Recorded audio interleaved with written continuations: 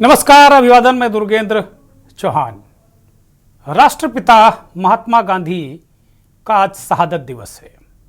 बापू ने इस देश के लिए न केवल अपना जीवन, अपना घर बार, अपनी पत्नी बा, सब कुछ इस देश पर कुर्बान कर दिया, न्यौछावर कर दिया।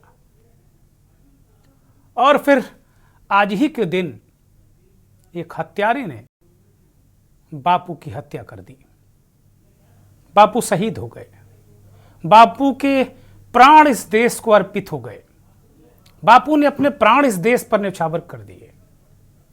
ऐसे महान राष्ट्रपिता को के न्यूज के दर्शकों की तरफ से, के न्यूज परिवार की तरफ से बहुत बहुत प्रणाम, सत सत नमन। गांधी होना, आलोचना आप कर सकते हैं। आजकल एक चलन चल पड़ा है गांधी की आलोचना का। आप गांधी की आलोचना कर सकते हैं, लेकिन गांधी के पदचिन्हों पर चलना बहुत कठिन है। कल्पना कीजिए कि जिस व्यक्ति के पास अपना सब कुछ हो, वो परतंत्र भारतीयों के लिए क्यों लड़ा? क्या गरज पड़ी थी? बापू, गांधी, राष्ट्रपिता, पता नहीं कितने उनके नाम। और भारत ही नहीं, दुनिया में हमारी अगर पहचान है तो यही है कि हम गांधी के देश में रहते हैं। बहुत प्रणाम। हम अपने मुख्य कार्यक्रम की तरफ बढ़ेंगे। मंथन, आज मंथन में विषय बजट को लेकर है। और बजट 1 फरवरी को संसद में पेश करने जा रही हैं 8वीं बार निर्मला सीतारमण, जो देश के वित्त मंत्री हैं। बजट दस्तावेज पैक होने से पहले 24 जनवरी को पारंपरिक हलवा सेरेमनी आयोजित की गई थी। इसके बाद दस्तावेजों को सील कर दिया गया है। हर साल की तरह इस बार भी कई सेक्टर्स और आम लोगों को सरकार से उम्मीदें हैं। खास तौर पर महंगाई से राहत और टैक्स में कटौती को लेकर जनता की निगाहें इस बजट पर टिकी हुई हैं। हेल्थ बीमा और तमाम जैसे विषय हैं। और ख़ास तौर पर जो ग्रामीण विकास है, ग्रामीण भारत है, गांव गली है, उसको बहुत उम्मीदें हैं। किसानों को उम्मीदें हैं, नौजवानों को उम्मीदें हैं, सहकारी क्षेत्र में बहुत उम्मीदें हैं बजट में। तो किसान हमेशा की तरह एक मुद्दा रहा है। कभी उसके आय दोगुनी करने की बात होती है, कभी एमएसपी को लेकर किसान आंदोलन करता है, फसल उत्पादन को लेकर, बीज को लेकर, खाद को लेकर, और तमाम समस्याएं, प्राकृतिक आपदा को ये किसान झेलता है और हमेशा अपनी लड़ाई लड़ता आया है। इस बार बजट में किसानों के लिए क्या रखा गया है, गांव गली के लिए क्या रखा गया है, गांव गरीब के लिए क्या है, ये बजट पिटारे के खुलने के बाद ही पता चलेगा। लेकिन आज हम इस पर चर्चा करेंगे। ऐसे में देखना है, दिलचस्प होगा कि सरकार किसान, आम जनता और विभिन्न वर्गों के लिए क्या लेकर आती है, कितनी खरी उतरती है। ये बजट का रोड मैप क्या है, आगामी बजट किन बड़े फैसलों को लेकर आता है, इन्हीं सब मुद्दों पर हम चर्चा करेंगे। लोगों को बजट से कितनी आस है, क्या उम्मीदें हैं, मंथन इसी पर।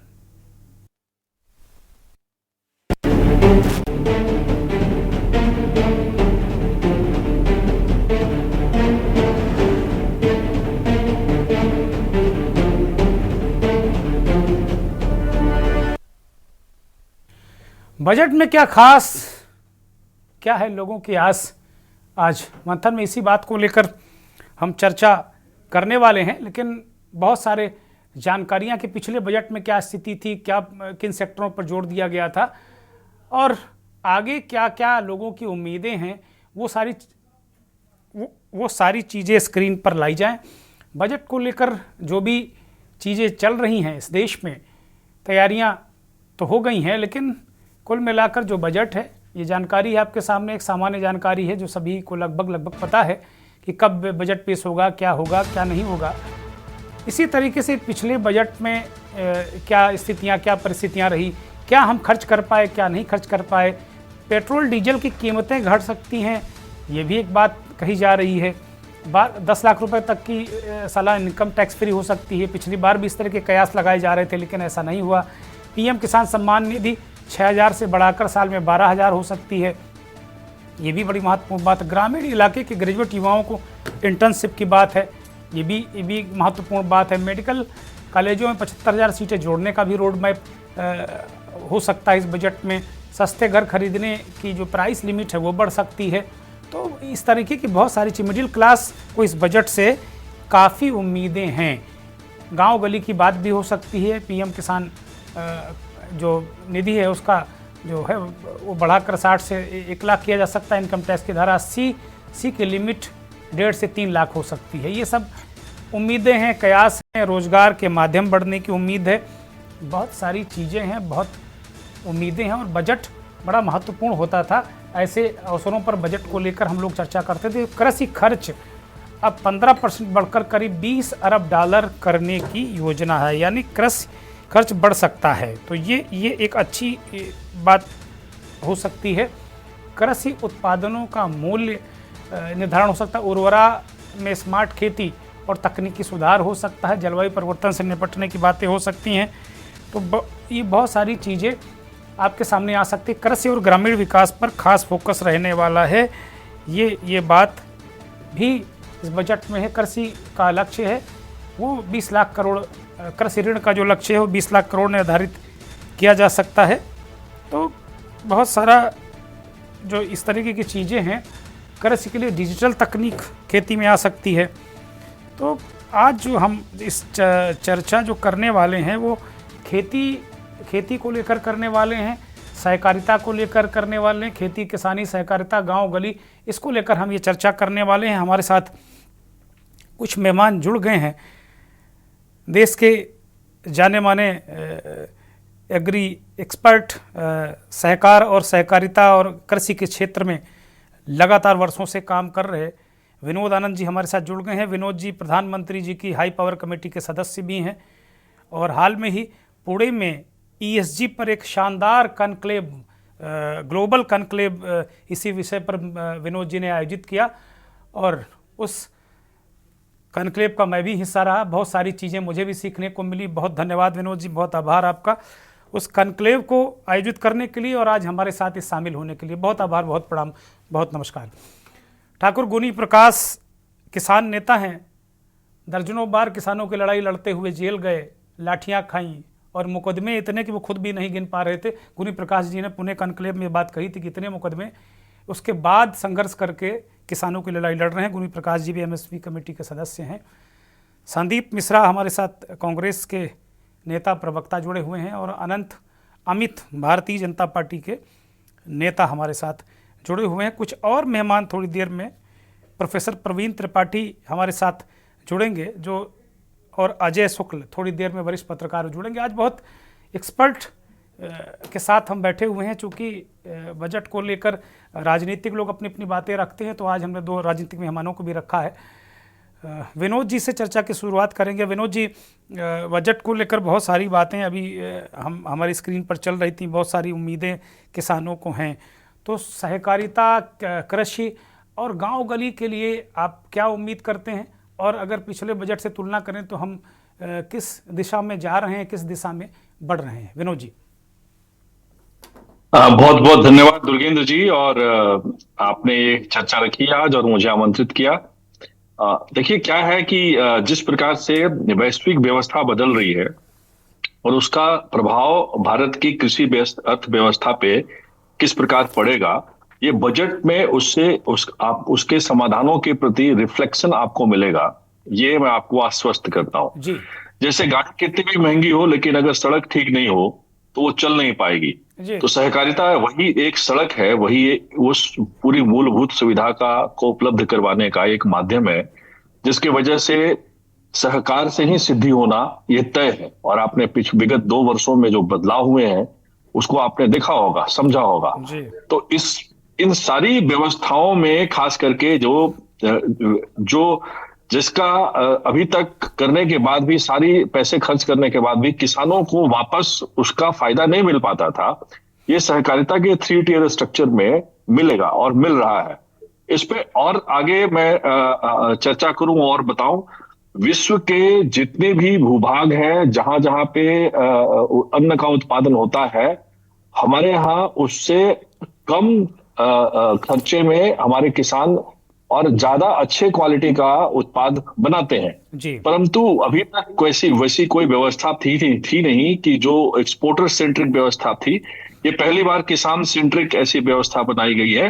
तीन जो मल्टी स्टेट कोऑपरेटिव बनाए गए हैं, खास करके हमारे कांग्रेस के प्रवक्ता उसके बारे में जान के काफी खुश होंगे कि अब उससे जो उस क्षेत्र के कहीं के भी किसान हो उनसे जुड़ेंगे, और जुड़ने के बाद कोई एक्सपोर्ट करता है, जैसे अमूल कंपनी है, वो दूध बनाती है, बटर बनाती है, लेकिन उसका फायदा वापस हमारे किसान बहनों को मिलता है, कृषक बहनों को मिलता है, जो सुबह 3 बजे उठ करके दूध निकालती है। उसी प्रकार से जो किसान खेत में खेती करता है लेकिन वो उस कंपनी को ओन करेगा, उस कंपनी का ओनर होगा, उसमें जी उसका शेयर होगा, और वो कंपनी जो फायदा करेगी, या कंपनी अर्थात जो कोऑपरेटिव, जो मल्टी स्टेट कोऑपरेटिव जो बनी है, वो जो फायदा करेगी उसका पैसा वापस किसान को मिलेगा। और इसलिए इसमें जो सारा इन्वेस्टमेंट इस बार होगा वो इस कोऑपरेटिव इकोनॉमिक फ्रेमवर्क में इन्वेस्टमेंट होगा। और ये हमारी आगे आने वाले समय में और आने वाले की व्यवस्था में हर प्रकार से उसका आधार होगा। उदाहरण के तौर पर अगर मान के चलिए माइनिंग होती है, तो माइनिंग के लिए अलग एक इसी प्रकार की व्यवस्था बनाई जा सकती है, और जो बनेगी, और इस पे सरकार का पूरा ध्यान है। मैं अभी तो वर्तमान में शुरुआत में बस ओपनिंग बैट्समैन आपने बनाया, तो मैं इतनी ही बात कहूंगा। आगे फिर इस पे हम लोग और बातचीत करेंगे। धन्यवाद विनोद जी, लगातार आप बने रहिए। किसान नेता, किसानों के लिए संघर्ष करने वाले ठाकुर गुनी प्रकाश हमारे साथ मौजूद हैं। गुनी प्रकाश जी, बजट को लेकर अभी जो है विनोद जी ने कहा कि सहकार से सिद्धि हम बढ़ रहे हैं, और विनोद जी ने सहकार को एक नए आयाम की तरफ ले जाने का जो बीड़ा उठाया है आप सबने मिलकर, ये भी अपने आप पे एक बहुत बड़ी उपलब्धि है कि हम लोग एक नए तरीके से नई सोच के साथ में जा रहे हैं। और मल्टी स्टेट कोऑपरेटिव की बात विनोद जी ने की, बड़ी महत्वपूर्ण है। किसानों को अगर ये नीचे तक समझ में आ गई तो ये क्रांतिकारी कदम होगा। अभी मूल रूप से किसान, गांव गली के लोगों को आप कहाँ खड़ा पाते हैं ठाकुर गुनी प्रकाश? सबसे पहले तो विनोद जी ने जो सहकारिता के बारे में जो एक कदम, और जिसमें आपने भी जो हमारा प्रोग्राम था उसमें देखा, और वो हमारे माननीय जो सहकारिता मंत्री है अमित शाह जी ने, उन्होंने भी एक पहल करी कि मंडी के अलावा सहकारिता क्षेत्र में भी किसानों को भागीदारी लेनी चाहिए और करनी चाहिए। दूसरी बात है बजट की। अब बजट में किसानों को क्या मिलेगा क्या नहीं मिलेगा वो तो घोषणा के बाद आएगा, लेकिन किसानों की बहुत बड़ी समस्याएं हैं। उस समस्या में सबसे पहले है जो टेक्नोलॉजी है खेती में, वो टेक्नोलॉजी बहुत जरूरी है। अगर किसान को टेक्नोलॉजी मिलेगी, आज देश का पेट भरने वाला टेक्नोलॉजी के कारण आज जो भी उपजा है उनमें। और दूसरा उन्होंने कहा कि किसान को बाजार, जो मंडी की बात कर रहे हैं कि मंडी अगर किसान को एक बाजार की खुली व्यवस्था मिलेगी तो उसमें भी बहुत बड़ा योगदान हो। और दूसरी बात, जो हमारा सरकार है, माननीय प्रधानमंत्री जी हैं, उन्होंने देश में पहली बार 70 साल के बाद किसानों को कानून के तरीके से, बजट के तरीके से और जागरूक करने के लिए उन्होंने जो पहल की है, उसका परिणाम है कि आज किसानों की चर्चा बड़ी बड़ी यूनिवर्सिटियों में सारी जगह चलने लगी। और किसान को तभी मिलेगा जब उसको सही दाम मिलेगा, और सही दाम कौन देगा? सरकार के प्रयास से ही हम जाकर कर सकते हैं। तो आज खेत के अंदर, चाहे वो गन्ना हो, चाहे फसल हो, चाहे गेहूं हो, चाहे सब्जी हो, चाहे और चीजें हैं, उसमें जिस तरह से जो एमएसपी की बात हो रही है, किसानों को हरियाणा पंजाब में तो लगभग सबको एमएसपी मिल रही है, उस पर भी चर्चा एक हमारी कमेटी है, कमेटी में उसमें भी हम किसानों के बारे में। लेकिन सबसे बड़ी बजट की बात है, मैं खासकर हरियाणा की बात करूं, वहां किसानों को ट्रैक्टर के लिए, कृषि यंत्रों के लिए और मुआवजे के लिए उस तरह का एक बजट तैयार किया गया है। उसका है कि केंद्रीय सरकार की तरफ से जो किसानों को राहत मिलेगी उसका बजट में इंतजार होगा। ठीक बात है। गुनी प्रकाश जी ने इस चर्चा को एक नया आयाम दिया। वो कह रहे हैं कि एक मंडी और टेक्नोलॉजी, ये दो किसानों के लिए बड़ी महत्वपूर्ण चीज़ है। अगर ये चीज़ें उनको मिल जाएं तो फिर मुझे लगता है सारी समस्याएं उनकी दूर हो जाएंगी। इस बीच हमारे साथ अजय शुक्ल, इस देश के जाने माने वरिष्ठ पत्रकार संपादक, हमारे साथ जुड़ गए हैं। अजय जी, आपका स्वागत। कांग्रेस पार्टी के प्रवक्ता संदीप मिश्रा की तरफ मैं रुख करूंगा। संदीप मिश्रा जी, बहुत सारी चीज़ें नई हुई हैं, सिर्फ आलोचना करने के लिए हम भी कर सकते हैं, आप भी कर सकते हैं, लेकिन बहुत सारी चीज़ें हुई हैं। ज़रूरत है कि उनको ज़मीन पर देखने की ज़रूरत है कि आप देखिए, आंखें खोलिए। विनोद जी ने इंगित किया कि भाई कांग्रेस के प्रवक्ता जो बैठे हुए हैं उनको थोड़ा सा आंखें खोलनी चाहिए या उनको प्रसन्न होना चाहिए, खुश होना चाहिए कि ये कुछ अच्छे काम हो रहे हैं। और ये किसी एक राजनीतिक दल का काम नहीं है, सारे लोगों को मिलकर करना है। कल आपकी सरकार थी, आज इनकी है, कल हो सकता है फिर आपकी हो। तो किसानों के लिए एक ऐसी चीज़ बननी चाहिए, गांव गली के लिए, डेवलपमेंट के लिए एक ऐसी चीज़ बननी चाहिए, एक ऐसा महत्वपूर्ण बजट एलोकेशन भी होना चाहिए जिससे कि सरकार कोई भी आए वो चीज़ें चलती रहें। तो वर्तमान स्थिति को आप कैसे देख पा रहे हैं संदीप मिश्रा? बहुत अच्छा और वाजिब सवाल है, पर आज वो दुखद दिन है कि देश के पहले आतंकवादी ने राष्ट्रपिता की छाती में 3 गोलियां धाए धाए मार के हे राम कह के बापूजी को सदा सदा के लिए हमारे बीच से विदा कर दिया। लेकिन बापू के जाने के बाद क्या हे राम का शब्द आज किसानों के मुंह से भी विदा हो पाया है? 750 किसान शहीद हो गए और थार की मार और फांसी के फंदे में झूलता हुआ किसान आज भी हे राम कह रहा है। ये हे राम से अगर मुक्ति किसानों को मिल जाए तो ये राम राम कहने वालों की सरकार की जयकार हो जाए। ये अलग बात है, ये गोडसे के पुजारी हैं। रही बात कि आज की स्थिति में क्या होना चाहिए, मेरे बड़े भैया विनोद जी ने ललकारते हुए कहा था कांग्रेस के प्रवक्ता को खुश होना चाहिए और उदाहरण दिया श्वेत क्रांति का, इंदिरा जी के आंदोलन का और कांग्रेस की उस सरकार का, अमूल का। मैं आपका धन्यवाद देता हूं कि आपको अमूल और कांग्रेस के काम से ही सीखने को मिला और सरकार को सिखाने को मिला। कांग्रेस ने सदा ही जनहित का काम किया। निस्संदेह कांग्रेस इसलिए वंदनीय है, इसलिए जनप्रिय है, इसीलिए लोगों के लिए वो सर्वप्रिय रही है। दूसरी बात, आज की स्थिति और हालात में क्या होना चाहिए, किसान आज क्या चाह रहा है? किसान को हम अन्नदाता, धरती का भगवान कहते हैं। हमने सब चीज का मैक्सिमम रिटेल प्राइस फिक्स कर रखा है, पॉपकॉर्न से लेके अदरक तक, सब चीज, पेप्सी तक, सब कुछ हमारी मैक्सिमम हो गई है। लेकिन किसान आज मिनिमम मांग रहा है और मिनिमम देने की गुंजाइश में नहीं है। मोदी जी ने बहुत अच्छी बात कही थी टीवी पर आकर कि मेरी तपस्या में कुछ भूल रह गई है। तपस्या अगर पूरी हो गई हो तो कल बजट में तपस्या का फल दिखा दे, किसानों को इस बात की खुशी दे दे कि पूरे देश में एमएसपी पे बिकेगा। दूसरी बात, एलपीजी के सिलेंडर घर घर पहुंचते हैं साहब, क्यों नहीं किसानों के बीज, खाद, यूरिया, यंत्र उनके घर घर हम भेजने की व्यवस्था कर पाए? अगर सीतारमन जी की कृपा हो जाए तो किसान को सर्दी में लाठी और डंडों की बरसात यूरिया की 2 बोरी के लिए नहीं खानी पड़ेगी। ये पहली आवश्यकता है। 25 लाख करोड़ बढ़ा के 6,500 रुपए महीना देके धरती के अन्नदाता को क्या दे रहे हैं आप? देश चिंतनीय है। महज 27 रुपए प्रतिदिन की आय है किसान की।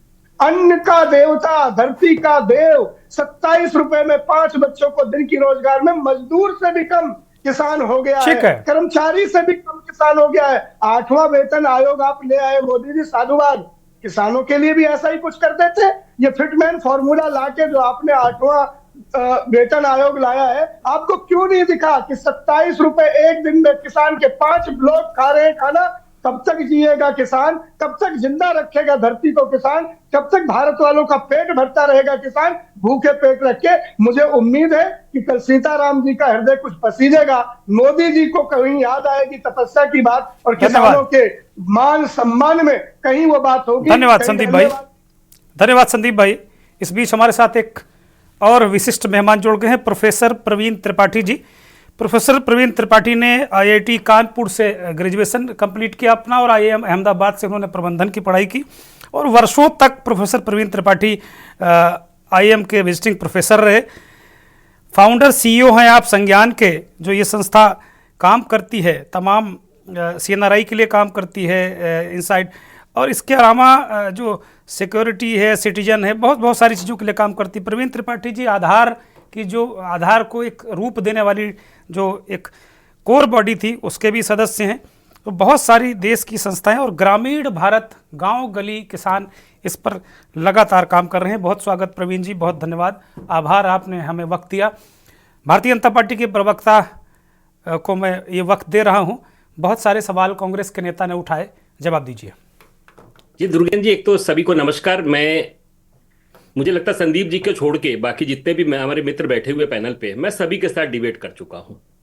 और यशस्वी प्रधानमंत्री नरेंद्र मोदी जी के नेतृत्व में तीसरी बार सरकार बनने के बाद ये पहली बार पूर्ण बजट पेश होने वाला है 1 तारीख को। और किसी भी सरकार और किसी भी देश के लिए बजट एक अकाउंटिंग की एक प्रक्रिया होती है। उस बजट में यह तय होता है कि कितने पैसे आएंगे, कितने खर्चे होंगे, ये तमाम चीजें होती है जो बजट में आती है, जो इस बार भी आएगा।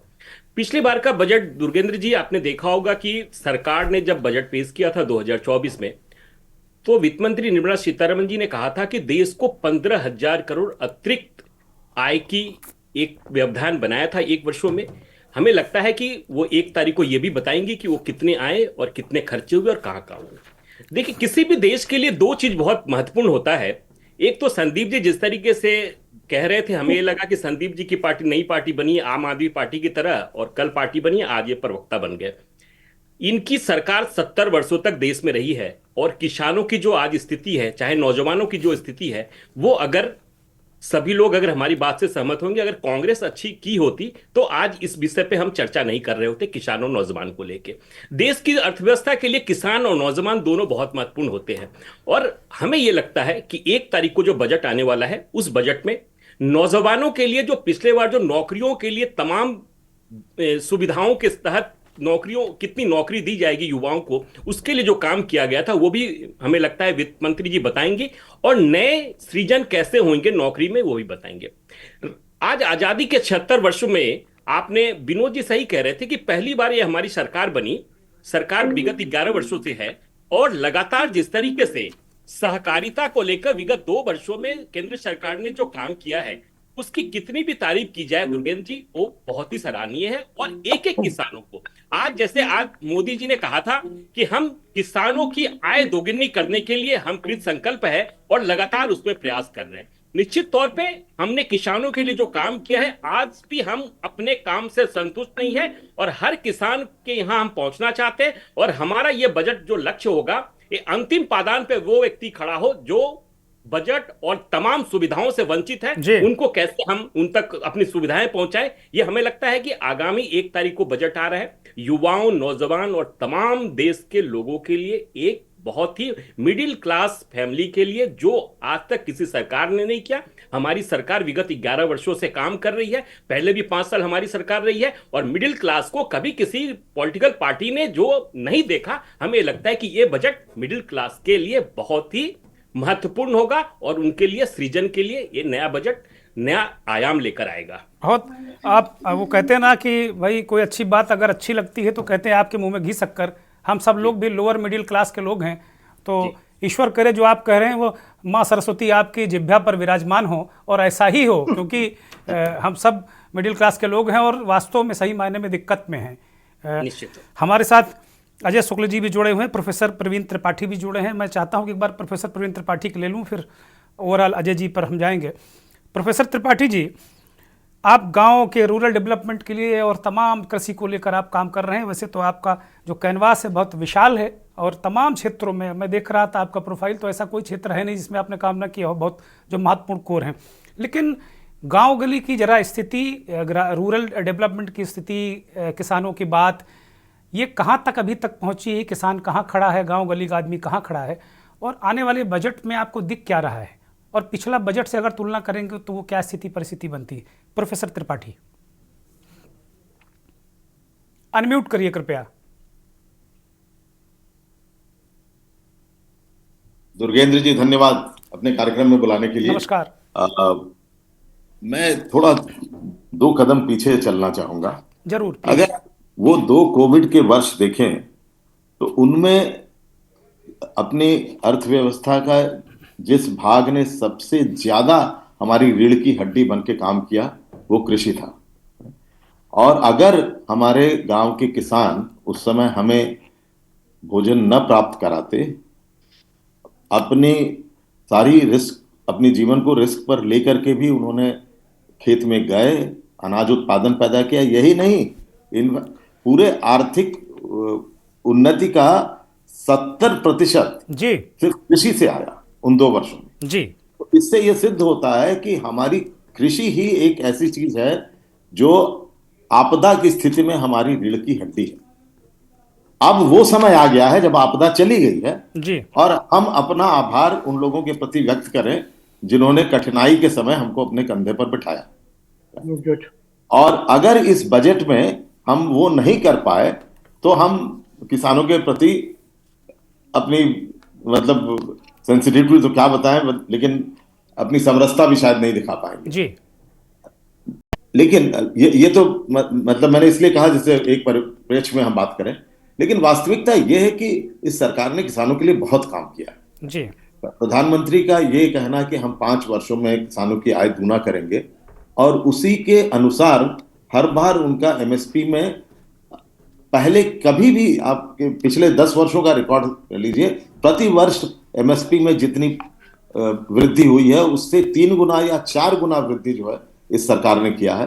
तो किसी भी तरह ये जो असंतुलन अभी तक बना था कृषि और शहरी व्यवस्था के बीच में, जहां किसान ही मार खाता था और इसलिए कि शहरों की महंगाई को नियंत्रण में रखा जाए, वो असंतुलन ये सरकार ठीक करने की कोशिश कर रही है एमएसपी को लगातार और पहले से कई 3-4 गुना ज्यादा वार्षिक प्रतिशत वृद्धि करके वो धन किसानों के हाथ में जाएगा। लेकिन इसी के साथ हमको ये निश्चित करना होगा, जैसा कि अन्य कई विकसित देशों में हो गया है, कि कृषि में टेक्नोलॉजी का अधिक से अधिक उपयोग हमें करना होगा। इस उपयोग के कारण कृषि की में जो उत्पादन है, अभी जितने लोग उसमें लगे हैं उससे शायद 1/3 1/4 लोगों के लगे होने से भी उतना ही उत्पादन हो जाएगा। इसका मतलब कृषि में रोजगार घटेगा। अब इस घटते हुए रोजगार को बैलेंस करने के लिए सरकार ने जैसे 2014 में दीनदयाल उपाध्याय जी की जन्मतिथि पे दीनदयाल उपाध्याय ग्रामीण कौशल योजना लॉन्च की थी। 2019 में मोदी जी की सरकार आने के 5 महीने के अंदर ये योजना लॉन्च हुई। लेकिन इस योजना को पूरी तरह से विस्तृत करना होगा। गांवों में जो लोग कृषि में नहीं लग सकते हैं उनको कोई हुनर देना होगा, कोई स्किल देना होगा, कोई कौशल प्रदान करना होगा, जिससे गांवों में रह करके ही वो अपना जीवन यापन कर सके। अगर सरकार इन प्रसंगों पर विचार करती है और इसके अनुसार कुछ नीतियां लाती है तो मेरे ख्याल से ग्रामीण क्षेत्र में क्रांति हो सकती है। और मैं आशा करता हूं कि निर्मला जी हमको प्रसन्न करेंगी और ऐसी कुछ सुखद सूचनाएं देंगी बजट में, जिससे हमारे कम से कम किसान भाई जी इतना ठोक करके सरकार का समर्थन करेंगे। जी धन्यवाद प्रवीण जी, आप लगातार बने रहिए। बहुत सारे मेहमान, बड़े महत्वपूर्ण गेस्ट हैं, विद्वान हैं, अपने अपने क्षेत्र के धुरंधर लोग हमारे साथ जुड़े हुए हैं। एक ब्रेक मुझे लेना है, मैं ब्रेक पर जा रहा हूँ। ब्रेक के बाद और पहलुओं पर बात होगी कि किसान, गांव गली की स्थिति क्या है और बजट में क्या होना चाहिए, उसकी हम उम्मीदें क्या करते हैं। अभी तो काफ़ी कुछ चीज़ें निकल कर सामने आ गई हैं।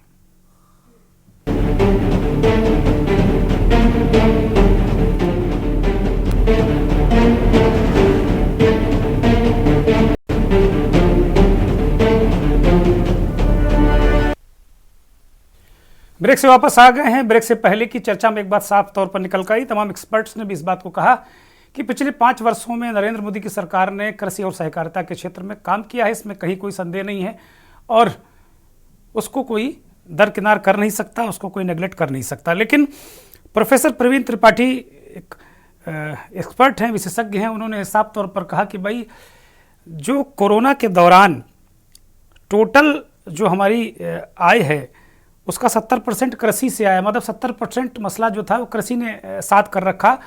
तो अब इस बजट में जो पूर्ण बजट है, किसानों को कुछ ऐसा वित्त मंत्री दे ताकि उनके प्रति कृतज्ञता को व्यक्त किया जा सके। ऐसा ना हो कि किसान कृतज्ञ मान लें। तो ऐसा नहीं होना चाहिए, ऐसी उम्मीद है और हम उम्मीद भी करते हैं कि इसमें कहीं ना कहीं कुछ बेहतर होगा। अजय शुक्ल इस देश के जाने माने संपादक, वरिष्ठ पत्रकार, विश्लेषक हमारे साथ जुड़े हैं। अजय जी का रुख करेंगे। अजय जी, ब्रेक से पहले की कुछ चर्चा आपने सुनी ही होगी। आज चूंकि बजट के पूर्व विषय है हमारा कि किसको किसको, तमाम वर्ग हैं, लेकिन आज फोकस गांव गली किसान सहकार यही है। तो इस क्षेत्र में बहुत सारे वक्ताओं ने अपने अपने विचार रखे, चीज़ों को रखा, और सौभाग्य से एमएसपी कमेटी के 2 सदस्य हमारे साथ इस वक्त हैं। विनोद जी सीएनआरआई के धुरंधर हैं और एमएसपी कमेटी के भी सदस्य हैं, और गुनी प्रकाश जी, और प्रोफेसर त्रिपाठी रूरल डेवलपमेंट और तमाम चीज़ों पे काम कर रहे हैं। तो इस पर अब हम कहाँ, किसानों को कहाँ देख पा रहे हैं आपके दृष्टिकोण में, अजय जी? देखिए, मैं जितना देख पा रहा हूं और किसानों से जो चर्चा हुई, जब मैं बॉर्डर पे भी गया और दूसरी जगह गया, किसानों की जो समस्या ये है कि जिस तरीके से उन्हें उनके तमाम चीजों को जीएसटी के दायरे में ले आया गया, उसने जो आपने इधर लाभ देने की बात कही, वहां आपने उससे कई गुना ज्यादा उनकी जेब से निकाल दिया। दूसरा, आपने उन्हें महंगाई के उसमें तो फंसा दिया, लेकिन उनको उसका लाभ नहीं मिला। वो एमएसपी की बात करते हैं तो आप उन्हें कहते हो कि साहब गलत है, लेकिन दूसरी तरफ महंगाई खाई जाती है। तो वो जो कमा के कहते थे कि आमदनी डबल हो जाएगी, तो डबल तो आमदनी तो नहीं हुई, लेकिन खर्चे जरूर 4 गुना हो गए। तो उस स्थिति में किसान जो है निश्चित रूप से परेशानी में फंसा। और जैसा कि प्रोफेसर साहब ने बताया, 2020 का जो बताता है हमें कि वही एक क्षेत्र था, एग्रीकल्चर सेक्टर, जिसने हमें ग्रोथ दी थी, जिसने हमारी इकोनॉमी को बचाया था। नहीं तो बाकी तो सब डूब ही रहा। और जब यह होता है तो निश्चित रूप से एग्रीकल्चर को सपोर्ट भी देना पड़ेगा। उनके बच्चे, अब चूंकि एक परिवार होता है, बड़ा होता जाता है, तो एक ही खेत पे तो डिपेंड नहीं कर सकते, तो उन्हें सपोर्टिंग रोजगार की जरूरत है। मनरेगा एक सपोर्ट था, उस मनरेगा की स्थिति आपने कर दी कि 26 दिन भी रोजगार नहीं मिल पा रहा है, जो 100 दिन की गारंटी होती थी। मानदेय भी कोई बहुत बेहतर नहीं है। तो ऐसी स्थिति में उनके लिए रास्ता नहीं बचता। यही वजह है कि साहब इतना ऐतिहासिक रूप से इतने किसानों ने कभी आत्महत्या नहीं करी थी जितनी इस दौर में होने लगी। वजह साहब, आपने उनको कर्ज में भी सपोर्ट नहीं किया, आपने उल्टा उन्हें कर्ज में फंसाने का काम किया। और जो आपने उनके कृषि बीमा कराए, उन बीमा में उनकी नुकसान की भरपाई नहीं हो रही। ये सारी चीजें ये सरकारी डेटा में भी आ, बावजूद इसके यदि इस पर नहीं सोचा जा रहा है तो ये चिंताजनक है। इसलिए मैं उम्मीद करता हूं कि बजट में इसको लेकर के कुछ होगा, लेकिन जो अभी तक 10 साल का आचरण देख रहा हूं उसमें मुझे कोई बड़ी उम्मीद नजर नहीं आती। चूंकि बेरोजगारी ने देश को बड़े गंभीर संकट में ढकेल दिया है, और बेरोजगारी वो किसान भी झेल रहा है, उनके बच्चे कोई सेना में चले जाते थे, कहीं चले जाते थे, एक सुरक्षित भविष्य की सोचते थे, आपने उन्हें अग्निवीर में फंसा दिया। अब वो यही नहीं सोच पा रहे हैं कि इससे हमारा क्या होगा। तो संकट एक जगह नहीं, उनको बच्चों को पढ़ाने के लिए ग्रामीण सेक्टर में सरकारी स्कूल ही होते जी। आज सरकारी स्कूलों की आपने दशा बद से बदतर कर दी है, और कोई राज्य ऐसा बाकी नहीं है जहां 2000, 4000, 10,000, 15,000, 30,000 स्कूल आपने न बंद करे हो। यूपी की ही बात करें, 30,000 सरकारी स्कूल बंद कर दिए। अब आप सोचिए, जहां यह हो रहा हो, स्कूलों में शिक्षा के लिए ना हो, टीचर्स ना हो, तो वो अपने बच्चों को यदि किसान चाहेगा कि हम आगे पढ़ा के और आगे ले जा सके, तो उस स्थिति में नहीं आता है। उसे आप अवेयर नहीं कर पा रहे, उसे वो चीजें नहीं दे पा रहे हैं जिसका वो हकदार है। तो निश्चित रूप से ऐसी स्थिति में यह भी उम्मीद करनी चाहिए कि वो उनके लिए कुछ देंगे। ये सारे हालात चिंता पैदा करते हैं कि आखिर भारत को किस दिशा में आप ले जा रहे हैं। आपने पूंजीपतियों को तो दिया, हीरे पे तो आपने टैक्स बिल्कुल कम कर दिया, हीरा व्यवसायियों के लिए इतना बड़ा भवन बना के खड़ा कर दिया, किसानों के लिए क्या बनाया? एक दिल्ली में ही बता दीजिए कि उनके रुकने के लिए कर दिया, उनको तो दिल्ली आने की भी अनुमति नहीं है। तो साहब, इससे बड़ी तकलीफ और क्या हो सकती है? एक समय में किसान भवन बना करते थे, तमाम राज्यों में बने, उनकी राजधानियों में बने। तो ये पीड़ादायक है जो एग्रीकल्चर सेक्टर को संकट में डालती है और उसके जो सपोर्टिंग सेक्टर्स हैं उनको भी बर्बाद करते हैं, और वो चंद पूंजीपतियों के हाथ में जा रहे हैं, चाहे खाद का काम हो, चाहे दूसरे उनके औजार जो आते हैं उनको लेकर के हो। तो उनके यूज का जो भी कुछ है उसमें फंसा दिया गया है, और कर्ज का सारा कारपोरेट के हाथ में आपको फंसा के कारपोरेट का कर्जदार बना के खड़ा कर दिया है। ऐसी स्थिति में आप संकट के सिवा आपके पास और कोई रास्ता नहीं रह जाता। इसलिए समीक्षा करनी चाहिए कि आखिर आत्महत्या की वजह क्या है, युवा आत्महत्या क्यों कर रहा है, लड़कियां आत्महत्या क्यों कर रही है, इसे दूर करने की जरूरत है। जी ठीक बात है।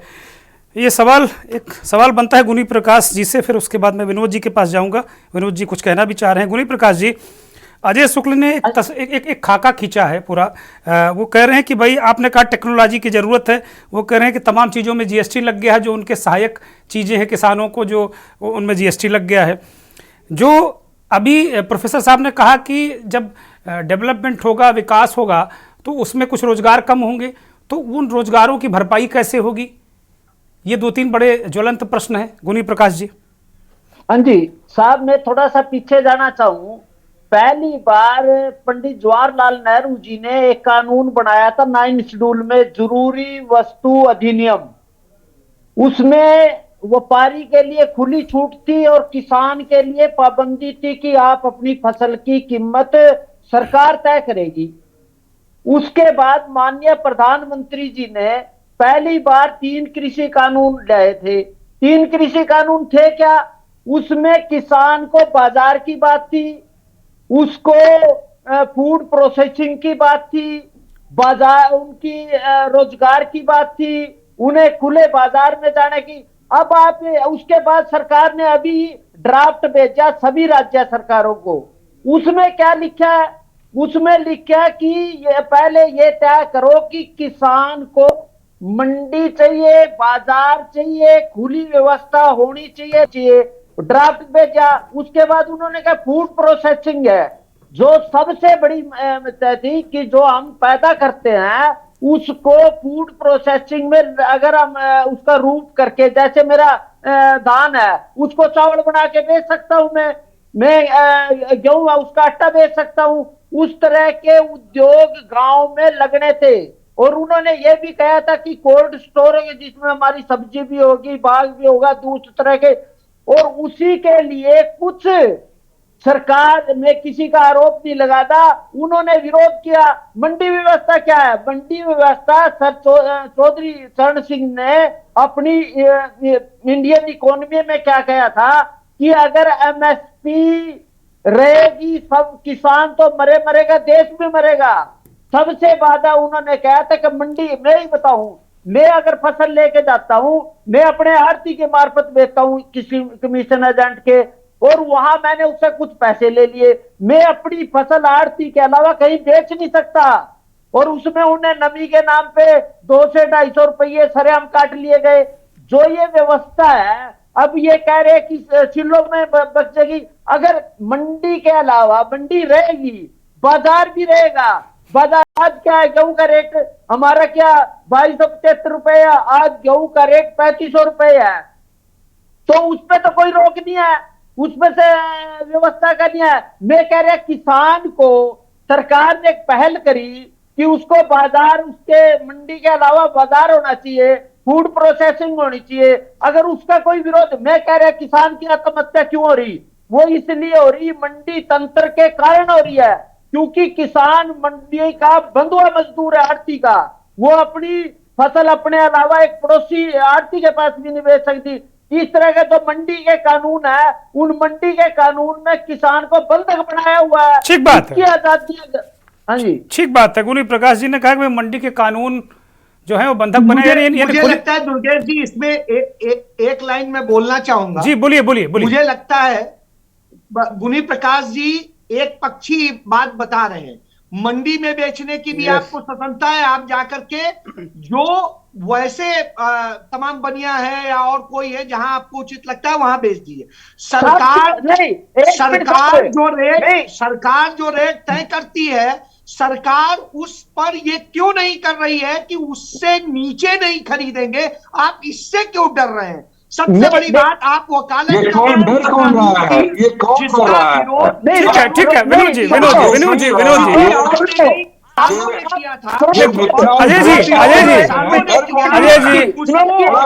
अजय जी, अजय जी, गुनी प्रकाश जवाब दे रहे हैं। गुनी प्रकाश कुछ कहना चाह रहे हैं। मतलब है मैं कह रहे हैं आप जो है अगर आप वास्तव में कारपोरेट क्यों नहीं खरीद सकती? ठीक है, सुनाई नहीं पड़ रहा, सुनाई नहीं पड़ रहा।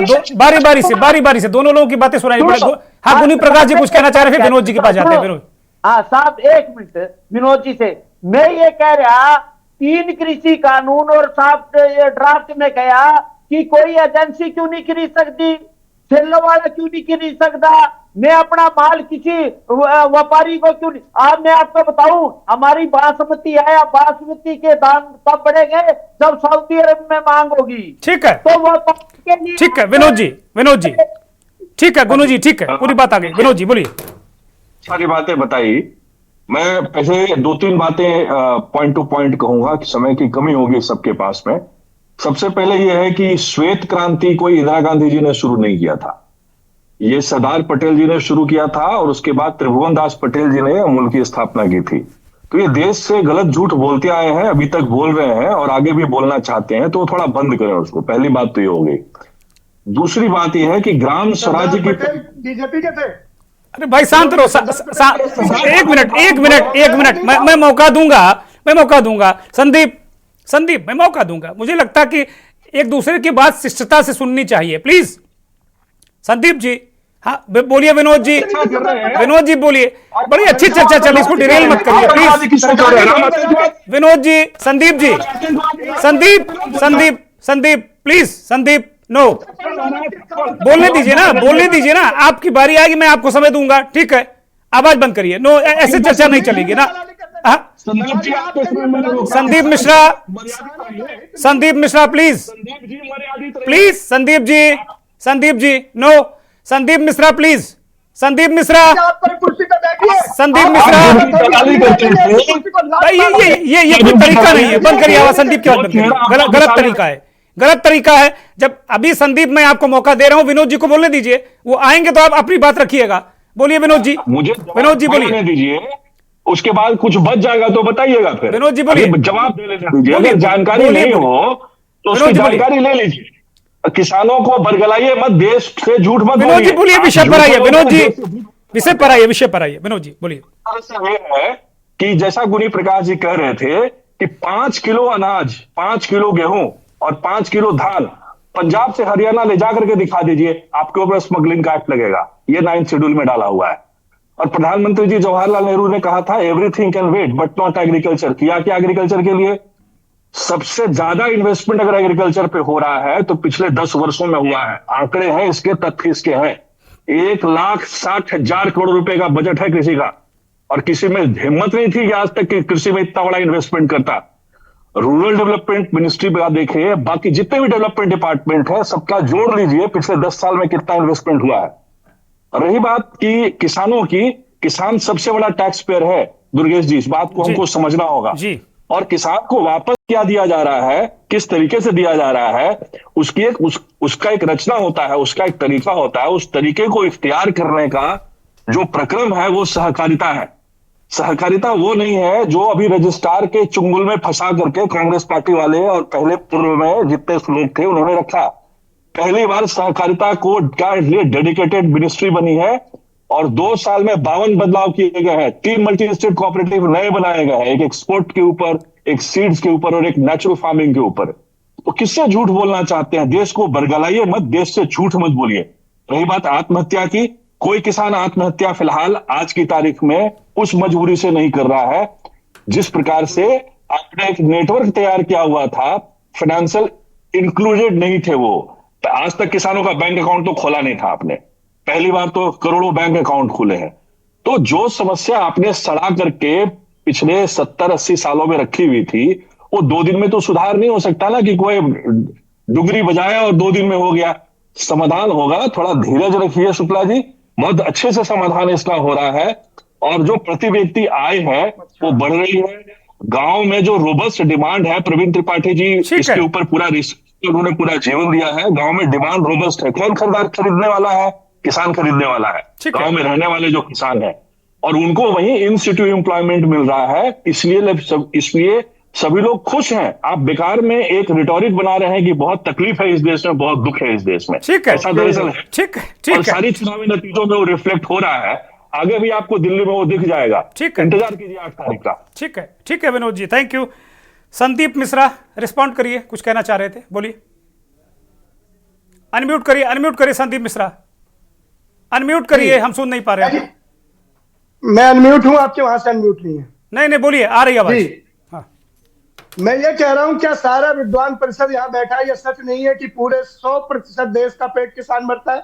क्या ये सच नहीं है 50% रोजगार किसान देता है? क्या ये सच नहीं है 18% जीडीपी का किसान देता है? क्या ये सच नहीं है कि किसान जितना ईमानदार संघर्षशील कोई नहीं है? क्या ये सच नहीं है कि इसके बदले सिर्फ 3% का बजट दे रहे हैं आप?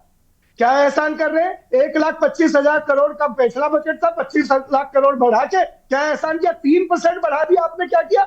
आप बताइए किसानों को क्या मिला? अडानी और अंबानी का कर्जा कितना माफ हुआ है इस सरकार में? विनोद जी कहने दीजिए उनको, कहने दीजिए, मैं जवाब लेता हूँ। विनोद जी कहने दीजिए प्लीज। सिखाएंगे, फिर मुझे सिखाएंगे कैसे बोला जाता है। सुन लीजिए विनोद जी प्लीज। बताइए। नहीं, आपस में व्यक्तिगत नहीं, नो, व्यक्तिगत नहीं होना है, व्यक्तिगत नहीं होना है, प्लीज व्यक्तिगत नहीं। बोलिए। आप बहुत कटुआ एजेंट बने बैठे, आप किसानों की बात नहीं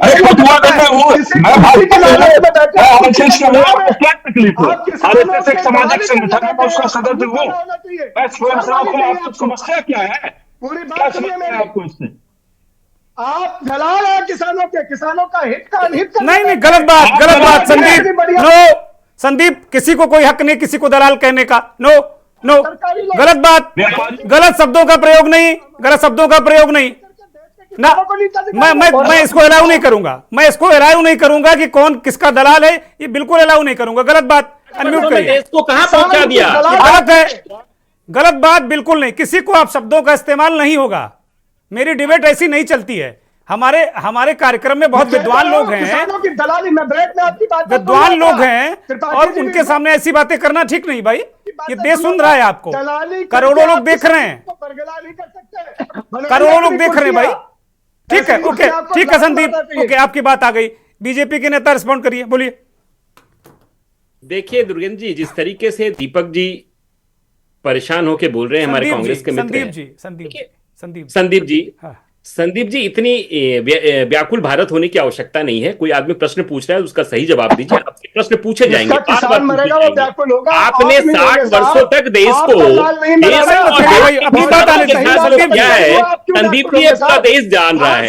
आज 140 करोड़ आबादी का देश आपको भी जान रहा है, आपकी पार्टी को भी जान रहा है, आपकी पार्टी के युवराज को भी जान रहा है। संदीप जी रुकिए, बोलने दीजिए भाई उनको। संदीप जी बोलने दीजिए। संदीप जी जोर जोर से मोदी जी मंडी कानून। अरे संदीप जी, आप मैं लूंगा आपको, बोलने दीजिए भाई। संदीप जी पूछे, मैं आपको जवाब दूंगा। संदीप जी, भाजपा का नेहरू जी प्रधानमंत्री है, क्या मंडी कानून आज भी मोदी जी? अरे शांत रहिए भाई, शांत रहिए, बोलने दीजिए उनको ना। अब उनकी बारी में आप ही बोलेंगे क्या? आप थोड़ी बोलेंगे उनकी बारी में, उनको बोलने दीजिए, बोलिए।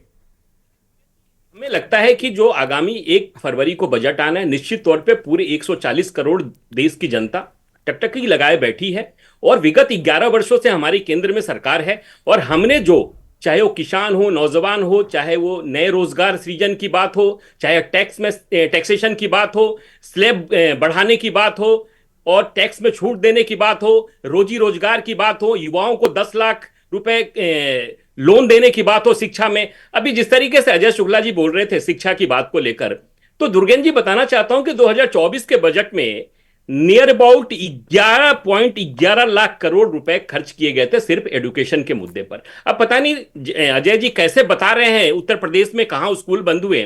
आप दिल्ली के स्कूलों की बात करेंगे तो यहां तो स्कूल लोग इनकी पॉलिसी लेकर आए और अरविंद केजरीवाल ने ऐसी पॉलिसी बनाई कि कोई नया स्कूल खोल ही नहीं पा रहे। स्कूल कहां खुल रहे हैं? एनसीआर में खुल रहे हैं। दिल्ली के बच्चे कहां जाते हैं? गुड़गांव जाते हैं, नोएडा जाते हैं। ये है एजुकेशन की बात। आप अगर सुबह जाएंगे कहानी बता रहे हो आप। अरे मैं बात बता रहा हूं। कौन जा रहा है? अरे ठीक है भाई, अब समय नहीं चले ज्यादा, जाओ, समय नहीं। संदीप चले जाओ ओके। तो स्कूल की बसें आपको दिखेंगी। संदीप समय नहीं है भाई ज्यादा, रुक जाओ भाई, एजुकेशन पहले से चर्चा कर लेंगे। अब ये चर्चा को डिरेल मत करो भाई, ठीक है? हाँ बोलो। कुछ नहीं बोलोगे? देखिए संदीप कौन जी, NCR डिबेट नहीं होता है। ठीक है, आपके समय मैं बोल नहीं रहा था। आप हमारी बात सुनिए, उसके बाद आप जवाब दे ठीक दीजिए। है, झूठ मत बोलिए आप, ये झूठ मत बोलिए। अरे भाई ये ठेका ले रखा आप है वो क्या? कह रहे हैं झूठ मत बोलिए, आप कह झूठ मत, तो पूरी चर्चा झूठ में चली जाएगी क्या? ठीक है, बंद करिए। दोनों लोगों का वक्त खत्म हो गया। ठीक है, okay. Professor Praveen Tripathi, okay, ठीक है। प्रोफेसर प्रवीण त्रिपाठी, ठीक है। Thank you Amit, thank you, धन्यवाद संदीप। प्रोफेसर त्रिपाठी, अभी ये सब सारी चर्चा यहां तक आ गई है, लेकिन अभी जमीन में कितना काम करने की जरूरत है, ये जरा दर्शकों को बताइए प्लीज। देखिए, जमीन पर ये काम करने की जरूरत है कि सभी क्षेत्रों में टेक्नोलॉजी, चाहे एजुकेशन हो चाहे हेल्थ केयर हो, उसमें टेक्नोलॉजी से क्रांति आ रही है। कृषि में टेक्नोलॉजी का उपयोग उस गति से नहीं बढ़ रहा है जिस गति से बाकी क्षेत्रों में बढ़ रहा है, और अगर हम उसको कर सकें तो कृषक की आय, प्रति व्यक्ति कृषक आय अभी जिस रफ्तार से बढ़ रही है उससे दूनी तिगुनी रफ्तार से बढ़ सकती है। लेकिन उसी के साथ, जैसा मैंने पहले कहा, उसका एक आप कह सकते हैं नेगेटिव जी, ये कॉल आउट ये भी होगा कि कुछ कम लोगों के रोजगार से ही कृषि का पूरा उत्पादन हो सकता है, और अभी जितने लोगों को कृषि में रोजगार मिल रहा है उतने लोगों की जरूरत नहीं रहेगी। उन लोगों की आय बढ़ाने के लिए सरकार को उनके लिए हुनर कौशल विकास का काम तेजी से करना होगा गांवों में, जिससे गांवों की अर्थव्यवस्था उतनी ही सुदृढ़ रहे और कोई भी जो कृषि से निकला है उसको कोई उससे भी ज्यादा आय देने वाला रोजगार मिल सके। अगर ये दोनों चीजें समानांतर रूप से हुई तो गांवों की स्थिति, मैं अभी भी कह सकता हूं, शहरों से अच्छी हो सकती है। अगर आप पोस्ट कोविड 3 वर्ष देखें तो जितनी एफएमसीजी कंपनी है, पासबुक विंक मिल्क हो चाहे साबुन हो चाहे टूथपेस्ट हो चाहे, इनका सबसे ज्यादा योगदान ग्रामों से आ रहा है। अभी लाइफ बॉय जैसे साबुन का 70% गांवों में कंज्यूम हो रहा है जी। तो कई बड़ी बड़ी कंपनियां भी अपने सर्वाइवल के लिए गांवों पर निर्भर है, और उस गांवों की अगर क्रय शक्ति नहीं बढ़ी या उनके गांव की शक्ति घटी तो उससे सिर्फ गांवों में नहीं शहरों में भी उसका बड़ा नेगेटिव प्रभाव पड़ेगा। तो इसलिए हमारा किसानों और दूसरे कारीगरों की आय बढ़े और उतनी तेजी से बढ़ती रहे जिससे वो पैसे खर्च करें, जिससे जो शहरों में सामान उत्पादित हो रहा है जैसे टूथपेस्ट हुआ, साबुन हुआ, ये सब, उसका उपभोग गांव वाले करें और अर्थव्यवस्था को पूरी तरह से सुदृढ़ बनाएं। तो मेरा यही अनुरोध होगा वित्त मंत्री से कि एक तो कृषि में उनको एक अलग ग्रुप बनाना चाहिए जो कृषि में टेक्नोलॉजी का कैसे ज्यादा से ज्यादा उपयोग करके पैदावार ज्यादा से ज्यादा बढ़ाई जा सकती है, और दूसरी तरफ जो लोग कृषि में जिनकी जरूरत अब नहीं रहेगी उनको क्या कौशल हम दे सकते हैं जो कि गाँव में बैठ करके ही वो उतनी ही आय पैदा कर सके। ये अगर दो चीजें हो जाए तो हमारा गांव शहरों से ज्यादा खुशहाल हो। बहुत बड़ी बात प्रोफेसर त्रिपाठी ने बहुत बड़ी बात कही। मेरे पास कुछ ही सेकंड हैं, उन्हीं कुछ सेकंड में अंतिम टिप्पणी अजय शुक्ल। अजय जी देखिए, मैं पूरी तरीके से प्रोफेसर त्रिपाठी से सहमत होते हुए आगे यही कह रहा हूं, यही बात मैंने कही थी कि जमीनें चूंकि अब बट रही हैं, जगह उतना वो नहीं है, उनके रोजगार सृजन पर हमें सोचना होगा, हमें बढ़ाना होगा उनकी आमदनी। यदि महंगाई का जो औसत बढ़ रहा है उसके हमें डबल बढ़ाना होगा, तभी उनकी क्रय शक्ति बढ़ेगी, जिससे जो बात कही प्रोफेसर साहब ने वो शहरों से और मैन्युफैक्चरर से ले सकेंगे, और जब वो ले सकेंगे तभी मैन्युफैक्चरर एम्प्लॉयमेंट दे सकेगा। यानी जरूरत किसान को सशक्त बनाने की है, उसके लिए उसका कुछ छीनने की नहीं है। तो जो छीनने की नियत है कि हमने टैक्स इतना थोप दिया और कहा इतने पैसे हम दे रहे हैं, उससे काम नहीं चलेगा। हमें उसको हर तरह से राहत देनी होगी और टेक्नोलॉजी से परिपूर्ण कर। बहुत शुक्रिया अजय जी, अनंत अमित, बहुत धन्यवाद। संदीप मिश्रा, ठाकुर गुनी प्रकाश, विनोद आनंद जी, प्रोफेसर प्रवीण त्रिपाठी जी, आपका धन्यवाद। बहुत आभार उन दर्शकों का जिन्होंने इस महत्वपूर्ण चर्चा को विद्वानों के साथ देखा। किसानों की आय बढ़े और आय महंगाई से 2-3 गुना ज्यादा बढ़े, इसके लिए टेक्नोलॉजी लगानी पड़ेगी, ग्रामीण विकास पर जोर देना पड़ेगा। जाने माने प्रोफेसर प्रवीण त्रिपाठी ने इस बात पर जोर दिया कि जब टेक्नोलॉजी इन्वॉल्व होगी तो बहुत सारे लोग बेरोजगार भी होंगे गांवों में, उनके पुनर्वास के लिए एक ठोस योजना सरकार लाए, ऐसी उम्मीद हम सभी करते हैं। ये पैनल भी करता है कि वित्त मंत्री जी 1 तारीख को जब बजट प्रस्तुत करेंगी तो ऐसा कुछ ही या इसके आसपास दिखेगा। नमस्कार।